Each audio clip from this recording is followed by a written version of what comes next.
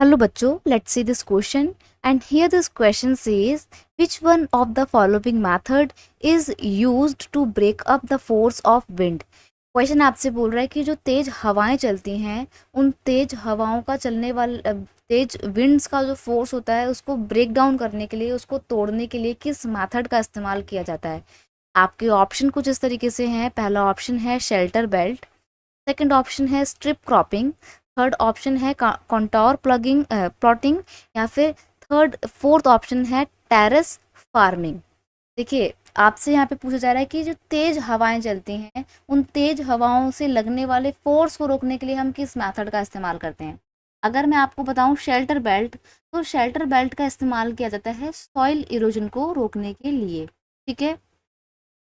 Contour plugging का use किस लिए किया जाता है? कंटोर प्लगिंग का इस्तेमाल भी सॉइल इरोजन को रोकने के लिए किया जाता है, क्योंकि इसमें फार्मर्स कंटोर में ही खेती करते हैं। कंटोर को यानी कि कंटोर के जो लाइंस होते हैं उनको ब्रेक करने की कोशिश नहीं करते हैं। तो कंटोर प्लगिंग जो है हिली एरियाज में, स्लोपी एरियाज में किया जाता है। Right.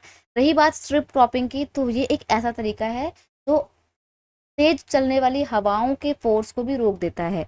Large field can be divided into strips. अब ये कहाँ पे कैसे की जाती है ये भी समझना आपके लिए बहुत ज़रूरी है। आप इस इमेज में देख सकते हो कैसे बहुत बड़े बड़े खेतों को छोटे छोटे स्ट्रिप्स में डिवाइड कर दिया। ये एक स्ट्रिप हो गया अपना अलग सा, ठीक है, ये एक अलग स्ट्रिप हो गया। ऐसे अलग अलग स्ट्रिप्स बना दिए जाते हैं। Large field can be divided into strips. Strips of grass are left to grow and between the crops.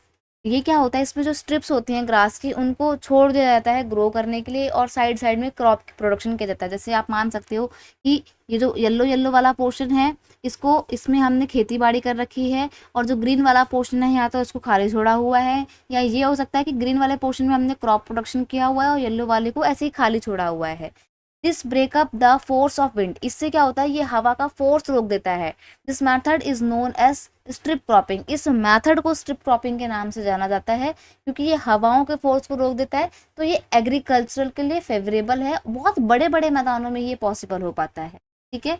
तो बहुत बड़े मैदानों में हवा का जो फोर्स होता है वो भी बहुत ज़्यादा होता है, तो एयर के फोर्स को रोकने के लिए, उसको ब्रेक करने के लिए स्ट्रिप क्रॉपिंग का इस्तेमाल किया जाता है। That's why option B is your correct answer. I hope you understood it well. Best of luck.